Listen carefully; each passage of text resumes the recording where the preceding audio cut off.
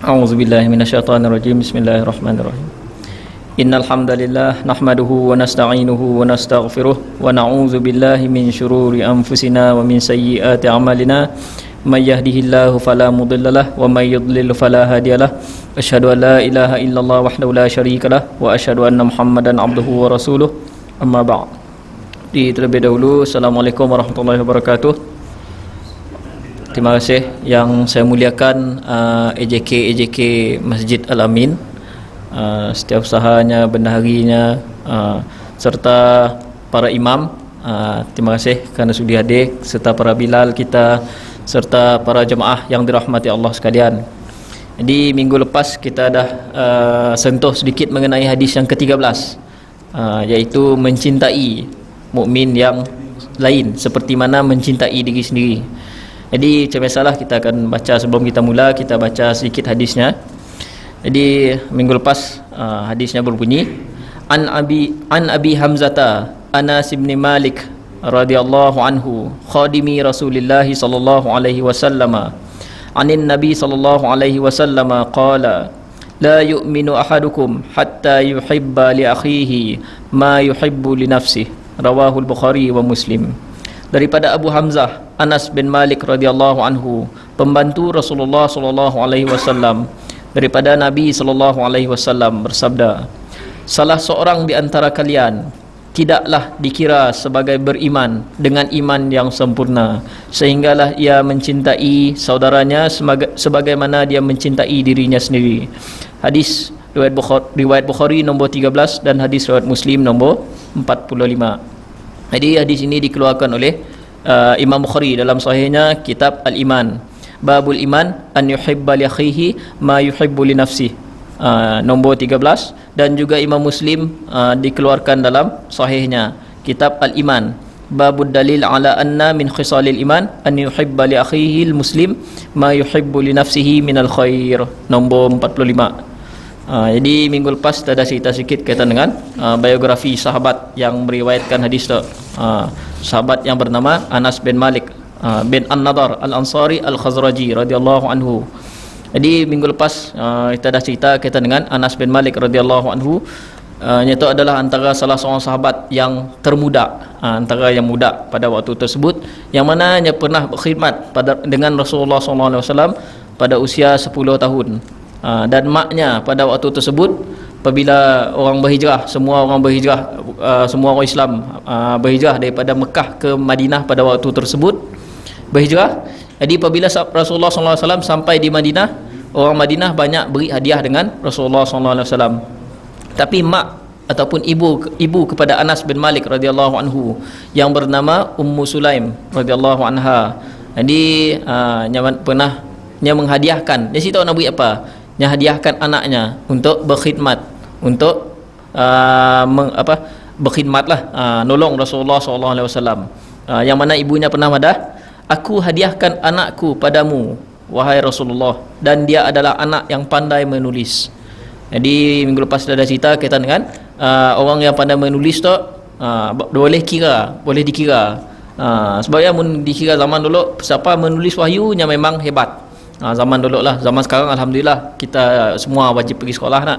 Zaman dulu siapa nak belajar menulis, belajar. Siapa sih nak belajar menulis, terpulang. Tapi Anas bin Malik radhiyallahu anhu adalah seorang anak yang pandai menulis pada waktu tersebut.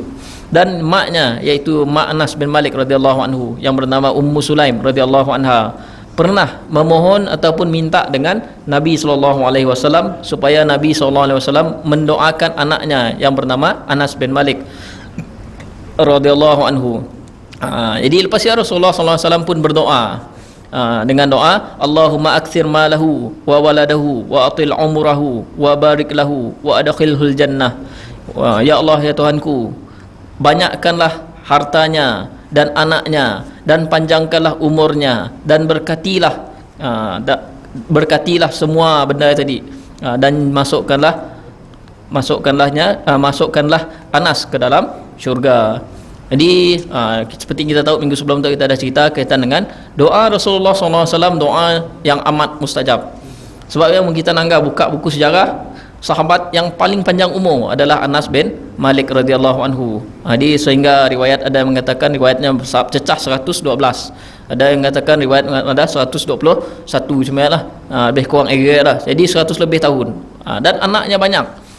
Pada zaman Hajjaj bin Yusuf, anak dan cucunya dikira semua mencecah 100 lebih orang pada waktu tersebut. Dan dalam kitab Al-Isabah menyebutkan anak dan cucunya tadi 100 lebih orang, dan juga hartanya melimpah, dan juga sebab pernah satu hari dia pergi kebun orang lain si berbuah, tapi kebunnya berbuah. Dan pernah juga diceritakan, diriwayatkan bahawa kesihatannya baik, si kalak kena sakit, ada pun kena sakit sikit aja lah, tapi sakit yang teruk si pernah. Dia menunjukkan doa Rasulullah SAW padanya memang dimustajab ataupun terus diambil ataupun diperkenankan oleh Allah Subhanahu Wa Taala. Yang minggu lepas lah. Dan kita sambung sikit kaitan dengan Anas bin Malik, cerita sikit lah pasal kita sambung pada hadisnya. Jadi Anas bin Malik radhiyallahu anhu pernah minta syafaat kepada Nabi SAW. Syafaat yang kita tahu adalah bantuan. Selalunya bantuan tu kita akan dapat di hari kiamat kelak.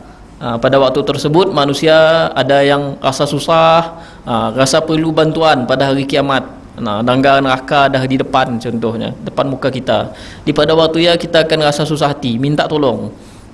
Di pada waktu tersebut berguna syafaat Rasulullah SAW. Jadi Anas bin Malik radhiyallahu anhu pernah minta syafaat daripada Nabi SAW. Imam Ahmad rahimahullah, Imam Ahmad bin Hanbal rahimahullah, salah seorang imam dalam mazhab Hambali, anak murid kepada Imam Syafi'i rahimahullah, pernah berkata, Anas telah pernah minta syafaat daripada Nabi SAW pada hari akhirat. Lepasnya Rasulullah SAW bersabda, ya, aku pasti akan memenuhi permintaanmu. Dan lepasnya Anas pun bertanya, di mana aku perlu memohonnya di akhirat kelak, wahai Nabi Allah? Kemudian Rasulullah SAW menjawab, mintalah padaku sesuatu yang pertama kamu minta, iaitu di atas sirat. Sirat adalah titi, jambatan. Mun pernah belajar di sekolah mari, mun di hari akhirat kelak kita akan melalui sebuah jambatan. Lepasnya kemudian Anas bin Malik rahimahullah pernah nanya juga, jika aku tidak menemui ibu di situ, wahai Rasulullah? Jadi Rasulullah SAW pun menjawab, jika kamu tidak menemukan aku di situ ataupun di sanalah, tidak dalam riwayat di sana, bermakna aku berada di mizan, di bahagian timbangan, waktu pada bahagian kawasan orang menimbang amalan baik dan buruk. Jika kamu tidak juga menemukan aku di sana, iaitu di kawasan mizan, maka bermakna aku berada di telaga Haud. Dalam Al-Quran Allah Subhanahu Wa Taala pernah menyebut tentang haud, telaga Rasulullah SAW. Ayat berbunyi, inna a'tayna kal kautsar, sungguhnya kami akan memberimu sebuah telaga di hari akhirat kelak. Pada waktu manusia semua akan berkumpul di telaga Rasulullah SAW dan minum air daripada telaga Rasulullah SAW. Pasti Rasulullah SAW menyambung, aku akan berada di antara tiga tempat tersebut pada hari kiamat kelak. Jadi semestinya Anas bin Malik rahimahullah radhiyallahu anhu salah seorang sahabat yang amat rapat dengan Rasulullah SAW daripada kecil sampainya besar, sampai Rasulullah SAW wafat, yang memang rapat dengan Rasulullah SAW. Minggu lepas kita dah cerita sampai-sampai semayang Nabi SAW dari awal sampai habisnya ikut. Abu Hurairah radhiyallahu anhu pernah ada kaitan dengan Anas bin Malik radhiyallahu anhu, seorang yang solatnya mirip benar dengan Nabi SAW adalah Anas bin Malik radhiyallahu anhu dan Ibnul Jauzi, oleh karenanya rapat gila dengan Nabi SAW. Jadi ini antara orang yang terbanyak juga meriwayatkan ataupun ngambil hadis daripada Rasulullah SAW. Dan Ibnul Jauzi menyebutkan bahawa Anas bin Malik pernah riwayat tu maksudnya ngambil hadis, rekod di mana? Rekod diingatan. Sebab zaman dulu setidaknya saya ada buku macam gini tu lah. Zaman dulu mun mau nulis hadis, tulis dekat saya ada kertas. Zaman dulu teknologi kertas belum ada, jadi selalunya saya akan ambil pelepah tamak, tulis okey, tapi saya ada titit, saya ada baris lah zaman dulu, tarik pasal kadang-kadang dekat batu, dekat apa lagi, kulit haiwan, jadi tulis ya. Dia Anas, tapi Ibnul Jauzi rahimahullah menyebutkan Anas bin Malik pernah meriwayatkan daripada Rasulullah SAW sebanyak 2286 hadis. Banyak hadisnya. Dan dalam Musnad Imam Ahmad rahimahullah pernah dikira-kira hadis dalamnya sebanyak 2178 hadis yang ada dalam Musnad Imam Ahmad. Musnad Imam Ahmad itu adalah sebuah buku yang ngumpul hadis semua. Jadi hadis Anas bin Malik aja dalam buku ya berjumlah 2178. Dan Anas bin Malik rahimahullah hingga wafat pada 107 tahun. Dan ada juga pendapat yang wafat pada usia 99 tahun. Tadi kita dah cerita 107 tahun. Ada juga pendapat mengatakan bahawa Anas bin Malik radhiyallahu anhu wafat pada 99 tahun. Dan berkata Waqidi dan lainnya, yang lainnya lah selain daripada Waqidi, Anas adalah sahabat Nabi yang wafat paling akhir di Basrah, kawasan Iraq zaman dulu. Sebab zaman dulu di kawasan Iraq ya ataupun di kawasan Basrah adalah tempat orang menimba ilmu pada zaman lah.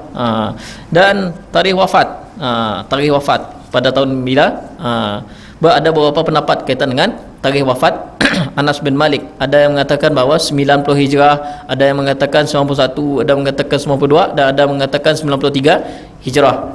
Tapi yang paling masyhur menurut jumhur ulama, majoriti ulama banyak mengatakan 93 Hijrah. Kerana Imam Ahmad, contohnya Imam Ahmad rahimahullah pernah mengatakan bahawa Anas bin Malik dan Jabir bin Zaid wafat bersamaan dengan hari bersamaan dengan ataupun wafat pada hari Jumaat pada 93 Hijrah. Dan jenazahnya dimandikan oleh seorang tabi'in yang besar ataupun yang senior, tabi'in senior yang bernama Muhammad bin Sirin. Ini tabi'in apa tabi'in? Tabi'in adalah golongan yang hidup selepas sahabat Rasulullah SAW. Jadi siapa-siapa yang hidup bersama Rasulullah SAW dan wafat dan meninggal dalam keadaan Islam, semua setidaknya disebut sebagai sahabat Nabi SAW. Jadi sahabat terpecah dua, ada sahabat senior, ada sahabat junior, macam kita dah cerita sebelum tu lah. Dan selepas golongan sahabat, siapa-siapa yang pernah, definisinya lah, siapa-siapa golongan selepas sahabat, siapa-siapa mana-mana orang yang pernah berjumpa dengan sahabat Nabi SAW dan meninggal dalam keadaan Islam, golongan tersebut disebut sebagai golongan tabi'in. Tapi ketua golongan tabi'in tak sempat jumpa dengan Rasulullah SAW, dia setidaknya disebut sebagai tabi'in. Jadi tabi'in tu sama juga, pecah dua juga. Ada tabi'in yang senior, ada tabi'in yang junior. Jadi jenazah Anas bin Malik rahimahullah radhiyallahu anhu dimandikan oleh seorang tabi'in yang besar yang bernama Muhammad bin Sirin rahimahullah. Dan yang seterusnya, kita pergi kepada penjelasan hadisnya, kisah secara ringkas Anas bin Malik radhiyallahu anhu, salah seorang sahabat Nabi SAW. Apa dah? Apa dah? Sekiranya kita termasuk dalam titian yang pertama sekali sirat titian. Sekiranya kita titian waktu giliran kita, jadi kita tidak jumpa Nabi, siapa di tamu anak kita dah gagal lah. Mana saya ada canggih lah temu Nabi tu.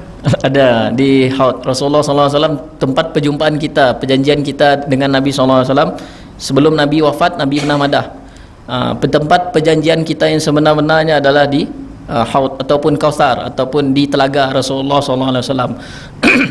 Di Sia. InsyaAllah mudah-mudahan dapat masuk syurga. Mudah-mudahan. Ya contoh. Sudah kita cerita Allah alam macam mana keadaan zaman siang lah. Cuma kita meniti titian sirat ikut amalan kita. Ada yang bergerak dengan laju, ada yang bergerak dengan lambat. Ada yang sebab dalam riwayat mengatakan titian sirat tu memang ada cangkuk-cangkuk yang akan narik manusia pada waktu tersebut, dan manusia bergerak ikut amalannya di dunia. Jadi lepasnya ya insya-Allah kita akan cerita kelak lah hari akhirat. Panjang insya-Allah, kami boleh cerita. Okey, yang seterusnya kaitan dengan hadis tadi.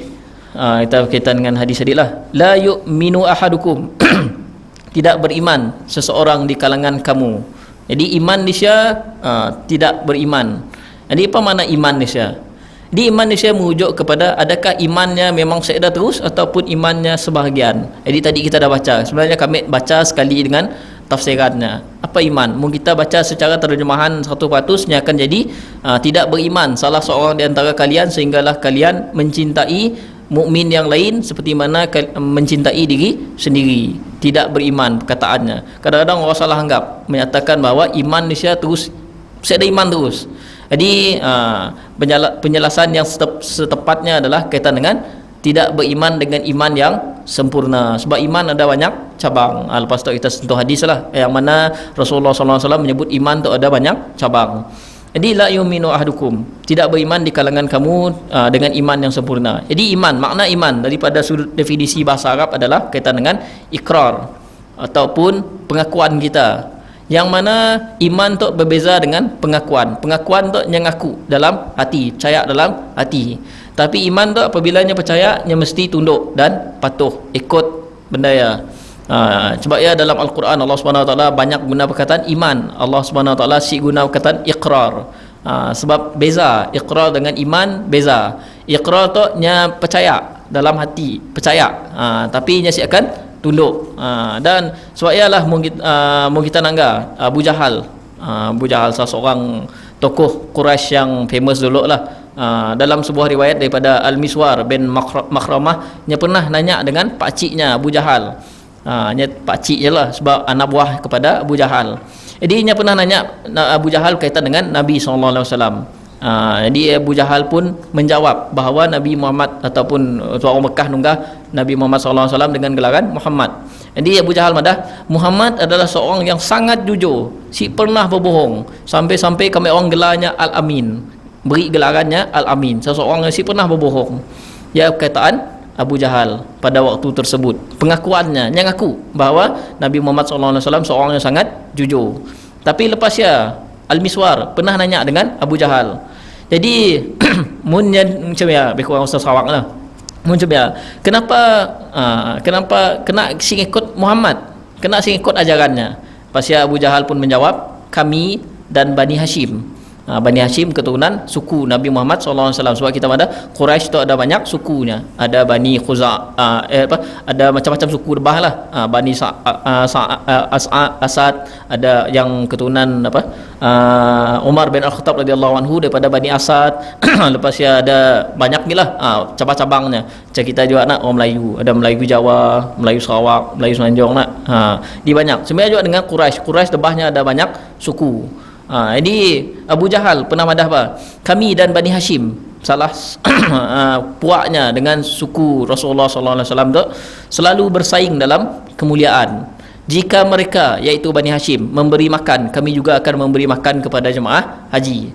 Jika mereka memberi minuman, kami orang pun akan memberi minuman juga. Jika mereka memberi perlindungan, kami orang pun akan memberi perlindungan juga. Sehingga kami sama-sama duduk di atas haiwan tunggangan untuk berperang. Kami dan Bani Hashim sama dalam kemuliaan. Sekarang di kalangan kami ada Nabi, bilakah kabilahku dapat menyamai kemuliaan ini? Jadi mengenai Abu Jahal, dia bukan si percaya, dia percaya dengan kebenaran yang dibawa oleh Rasulullah SAW, tapi dia si tunduk dan si patuh dengan ajaran yang dibawa oleh Rasulullah SAW, sebab dia si disebut sebagai beriman. Dan yang seterusnya kita sentuh kaitan dengan, ada lagi contoh lain, Abu Talib contohnya. Abu Talib percaya dengan Rasulullah SAW sampai nyamadah apa? Sesungguhnya mereka mengetahui bahawa anak kita ini tidak berbuat dusta, tidak pernah berbohong dalam diri kita, dan tidak juga mengucapkan perkataan yang batil, dan menyatakan juga sesungguhnya aku mengetahui agama Muhammad termasuk agama manusia yang terbaik.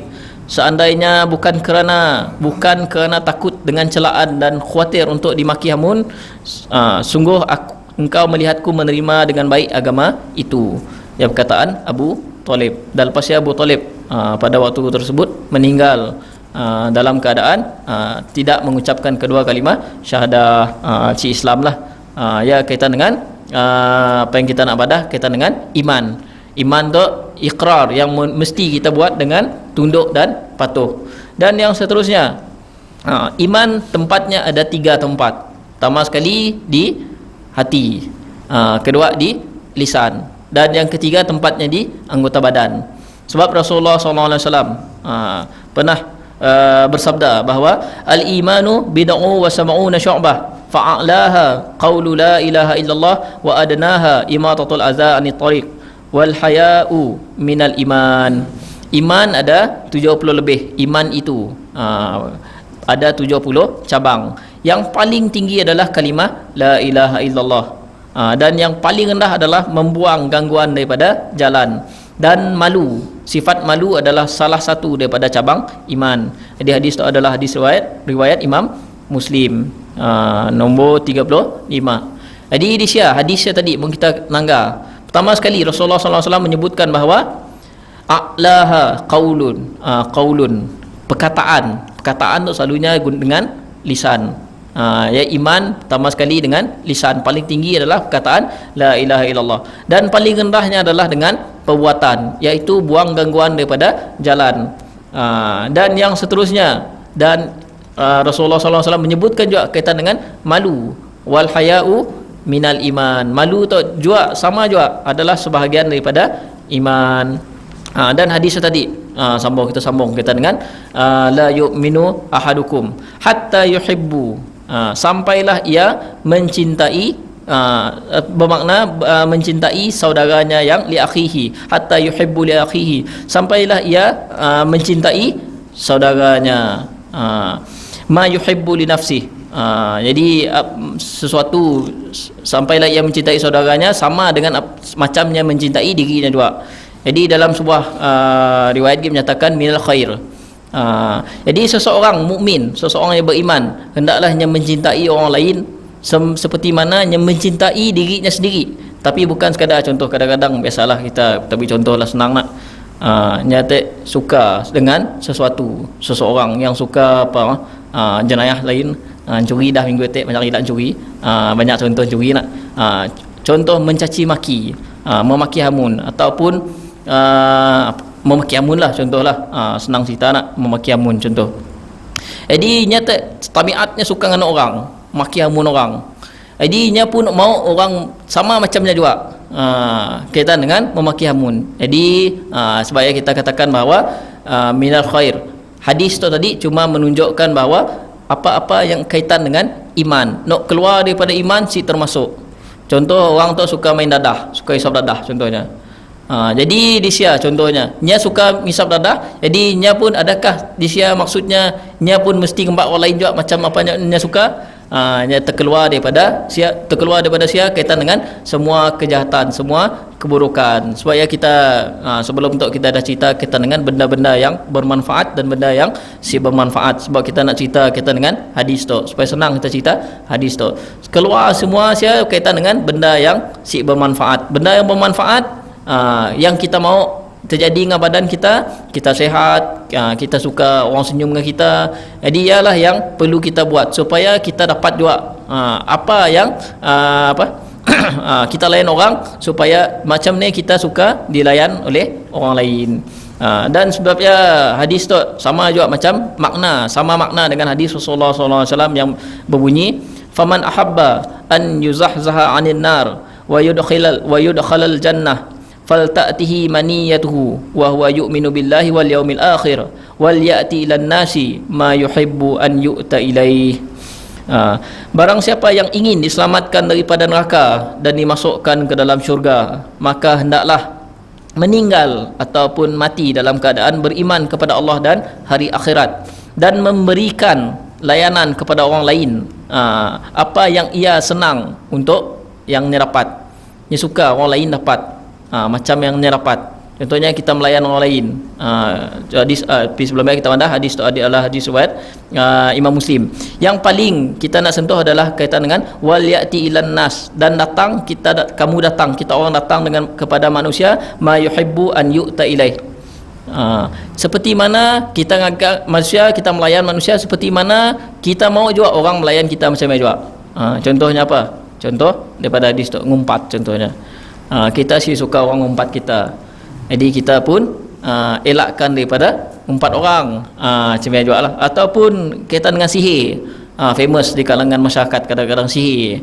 Kita sih suka mau orang menyihir kita, contohnya buat molah buatan orang ke apa ke, ngantar jin ke kita ke. Kita pun sepatutnya buat orang lain macam ni juga. Dan sama juga melayan orang dengan teruk. Kita suka orang muka monyok je depan kita, muka gauk di depan kita. Jadi kita pun seboleh-bolehnya si suka cuma juga kita melayan orang lain dengan senyuman. Kita suka orang senyum dengan kita. Jadi kita sepatutnya suka juga senyum dengan orang lain. Ya semakna hadis dengan apa yang kita dah sebut kaitan dengan hal tersebut. Jadi mencintai orang ada dua keadaan. Jadi kita pecahkan lagi lah supaya jelas. Yang pertama berkaitan dengan agama. Yang kedua kaitan dengan dunia.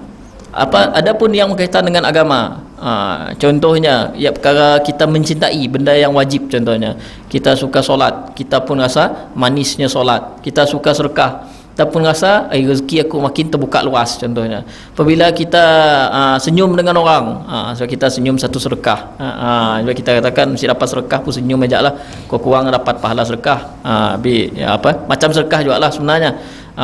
Jadi kita pun rasa benda yang nikmat bagi kita, jadi kita pun ajak orang buat benda yang sama.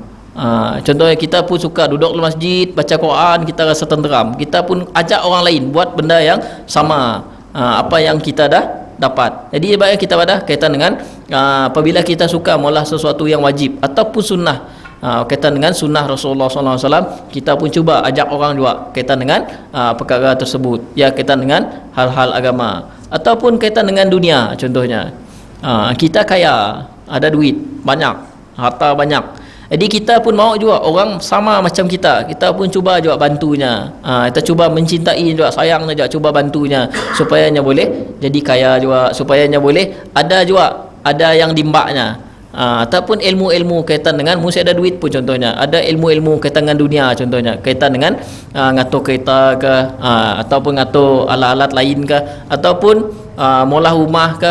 Jadi apabila kita suka molah benda macam ya, kita pun cuba juga ajak orang lain untuk buat benda kaitan dengan dunia. Tadi kaitan dengan agama, pasal kita pecah pada kaitan dengan dunia.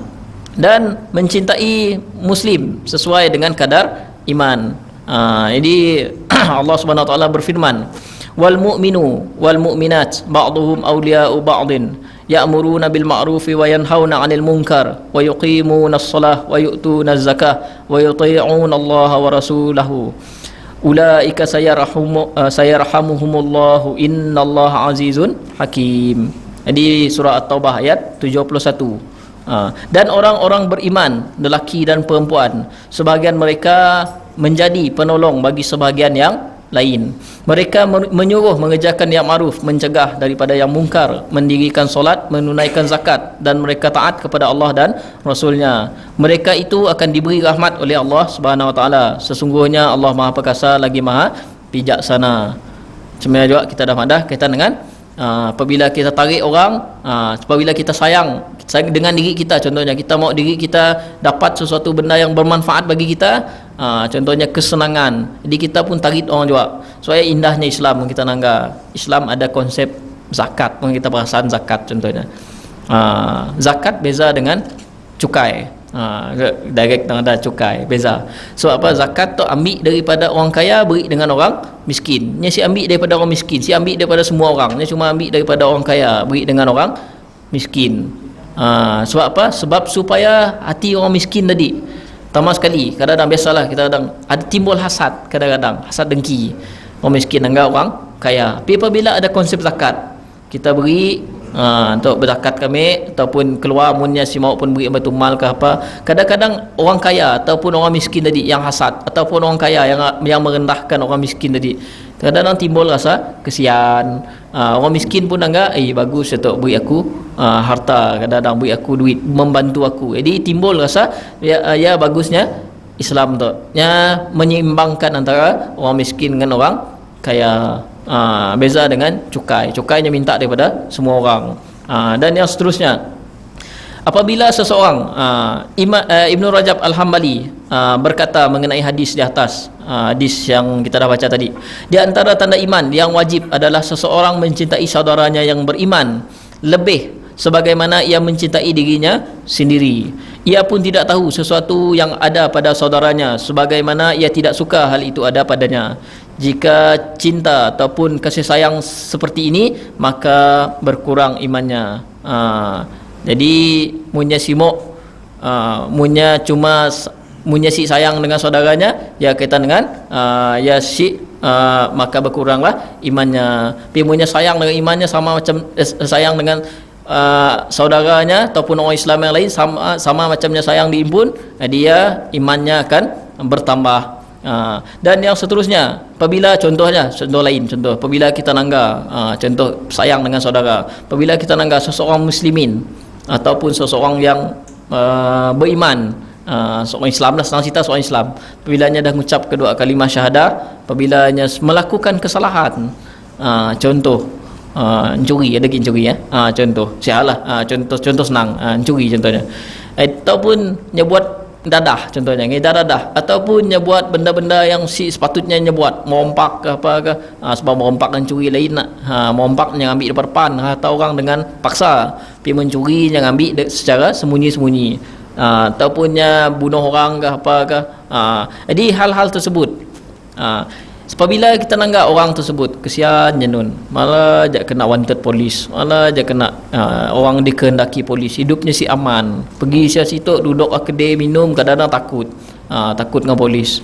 Jadi kita pun ada rasa kesian, ada tiba-tiba kita ada rasa cuba timbulkan rasa sayang dengan orang tersebut, ataupun agaknya kita cuba juga nasihatnya, lebih-lebih apatah lagi orang yang kita kenal.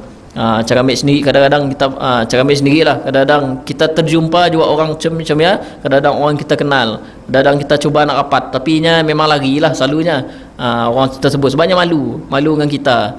Jadi kita rapat juga, sebab apa? Kami cara ambil sendiri, kita sayang, kesian dengan orang macam ya, kehidupannya si tahu apa nak jadinya, mikirnya si tahu, mungkinnya si tahu hala tujunya, kita cuba kita cuba ajaknya, tunjukkan hala tujunya, polah tu, mungkinnya akan berhujah kelak, kami tu baru keluar dari penjara, ni dah masa depan susah minta kerja saya situ, lagi-lagi punya selalu curi di kawasan Aman contohlah, saya muka terpampang ke kedai selalunya. Jadi kita pun cuba beri idea dengannya, molah benda yang bermanfaat baginya, sebab kita balik pada benda bermanfaat tu lah, benda fikirkan, cuba sama-sama memikirkan, supaya kita ambil berat, istilahnya ambil berat dengan orang lain, supaya masyarakat kita stabil, supaya kita mementingkan diri sendiri, masalahnya orang yang jahat tu akan sentiasa jahat. Tapi kita sayang dengan orang lain sebagaimana kita sayang dengan diri kita pun, hala tuju kita pun kita nak cari, jadi insya-Allah masalah tersebut akan berkurang. Dan yang seterusnya, minggu lepas, balik pada minggu lepas sikitlah, contoh sikit. Minggu lepas kita dah sebut kaitan dengan menimbang, lain orang lain pertimbangan kaitan dengan benda-benda bermanfaat. Orang curi cara kita pada, mohon dadah, orang yang suka hisap dadah, nya fikir, nya mau dadah aja, nya tahu ia jak bermanfaat bagi dirinya, tapi kita membantunya dengan cara kita sayangnya, kita tunjuknya jalan yang sepatutnya yangnya tempuhi, dan yang seterusnya. Berkaitan dengan, dan kita apabila seseorang mula salah, Ibnu Rajab Al-Hambali, Ibnu Taimiyah rahimahullah pernah berkata, jika ada dalam diri seseorang kebaikan dan keburukan, dosa dan ketaatan, maksiat, sunnah dan bid'ah, maka kecintaan padanya tergantung pada kebaikan yang ia miliki. Ia layak untuk dibenci kerana keburukan yang ada padanya. Boleh jadi ada dalam diri seseorang kemuliaan dan kehinaan bersatu di dalamnya, seperti itu. Contohnya ada pencuri yang miskin, ia berhak untuk dihukum potong tangan. Di samping itu ia juga berhak untuk mendapat harta daripada Baitul Mal untuk memenuhi keperluannya. Kita dengan seseorang tadi, kita benci sekadar keburukannya pola saja. Contohnya ada dadah contoh, dadah contohnya, biar dadah tu biasalah, kadang-kadang biar mancal-mancal, kadang-kadang hormat kita yang suka juga, kadang-kadang negur kita, Assalamualaikum, kakak bagus kakak. Jadi yang kita sukanya kaitan dengan dadahnya tadi, isap dadah. Jadi kita tegurnya, jadi muapat berubah, kita membencinya terus. Sebab kita terus membencinya terus, 100% kita benci, kita akan dapat nak menyayanginya, akan dapat nak beri nasihat dengannya, akan dapat nunjuk ala tuju dengannya, yang mana baik, yang mana buruk. Sebab minggu lepas kita ada cerita nak lain orang lain pertimbangannya. Dan yang seterusnya kita pergi kepada faedah hadis.